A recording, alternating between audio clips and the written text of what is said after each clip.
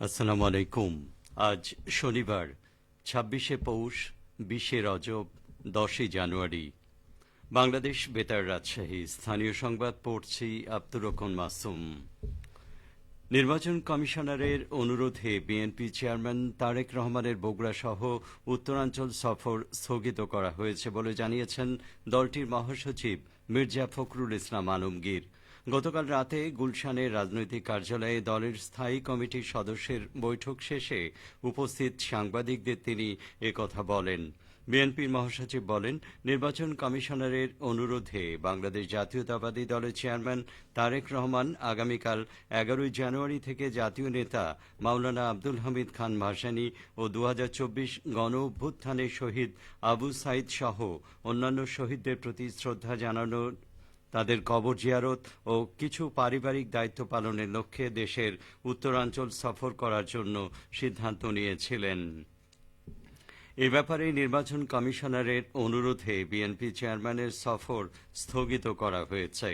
এই সফরে আগামী ১১ই জানুয়ারি বগুড়ায় সদ্য প্রয়াত বিএনপি চেয়ারপারসন বেগম খালেদা জিয়ার জন্য আয়োজিত গণদোয়া মাহফিলে অংশ নেয়া সহ উত্তরাঞ্চলের কয়েকটি জেলায় কর্মসূচিতে অংশ নেয়ার কথা ছিল বিএনপি চেয়ারম্যান তারেক রহমানের। নওগাঁয় প্রাথমিক শিক্ষক নিয়োগ পরীক্ষার প্রশ্নপত্র ফাঁসের ঘটনায় ১৮ জনকে আটক করেছে পুলিশ।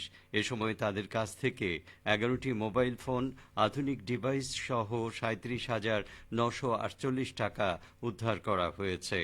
গতকাল রাতে প্রেস ব্রিফিংয়ের মাধ্যমে তথ্য নিশ্চিত করেন নওগাঁর পুলিশ সুপার মোহাম্মদ তারিকুল ইসলাম। তিনি বলেন, জেলার ৩৬টি পরীক্ষা কেন্দ্র পুলিশের গোয়েন্দা শাখা এবং থানা পুলিশের সদস্যরা অভিযান পরিচালনা করে। আটককৃতরা সবাই নওগাঁ জেলার বিভিন্ন উপজেলার বাসিন্দা। পুলিশ সুপার আরও বলেন, গোপন সংবাদের ভিত্তিতে শহরের দুটি আবাসিক হোটেলে অভিযান পরিচালনা করে প্রথমে দুজনকে আটক করা হয়। এরপর তাদের দেয়া তথ্যের ভিত্তিতে দিনভর বিভিন্ন স্থানে অভিযান চালিয়ে আরও ১৬ জনকে আটক করা হয়। আটককৃতদের বিরুদ্ধে মামলা দায়ের করা হয়েছে। সংবাদ সম্মেলনে জেলা পুলিশের অন্যান্য ঊর্ধ্বতন কর্মকর্তাগণ উপস্থিত ছিলেন। এদিকে চাঁপাইনবাবগঞ্জে প্রাথমিক সহকারী শিক্ষক নিয়োগ পরীক্ষা চলাকালে ইলেকট্রনিক্স ডিভাইস ব্যবহার করায় রোকসানা খাতুন নামের এক নারী পরীক্ষার্থীকে আটক করেছে পুলিশ। আটককৃত ওই পরীক্ষার্থী চাঁপাইনবাবগঞ্জ সদর উপজেলার কালীনগর গ্রামের আব্দুর রাজ্জাকের মেয়ে। গতকাল বিকেলে তাকে চাঁপাইনবাবগঞ্জ সরকারি বালিকা উচ্চ বিদ্যালয়ের ২০৫ নম্বর কক্ষ থেকে আটক করা হয়।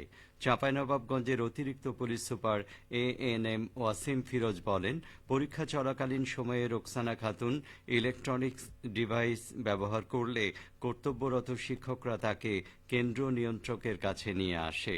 এরপর পুলিশের হাতে তুলে দেয় তারা। এ ঘটনায় তার বিরুদ্ধে আইনগত ব্যবস্থা গ্রহণ করা হয়েছে।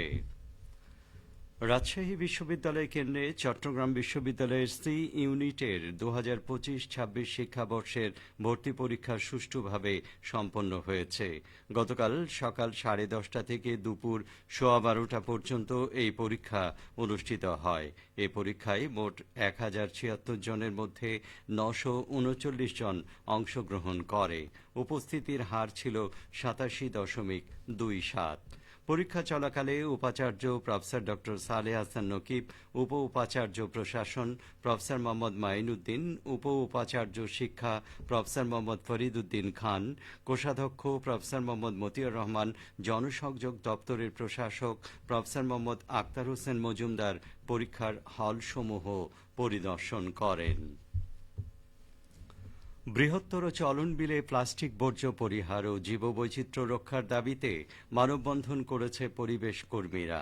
গতকাল নাটোরের সিংড়ায় চলন বিলের তিসিখালী ঘাসি দেওয়ান মাজারে এই কর্মসূচির আয়োজন করে স্থানীয় পরিবেশবাদী সংগঠন চলন বিল জীববৈচিত্র্য রক্ষা কমিটি। চলন বিল জীববৈচিত্র্য রক্ষা কমিটির সাংগঠনিক সম্পাদক অধ্যাপক হারুনুর রশিদের সভাপতিত্বে উপস্থিত ছিলেন চলন বিল মহিলা ডিগ্রি কলেজের ভারপ্রাপ্ত অধ্যক্ষ গোলাম মোস্তফা ও সহকারী অধ্যাপক ATM জিল্লুর রহমান, সংগঠনের সাধারণ সম্পাদক সাইফুল ইসলাম।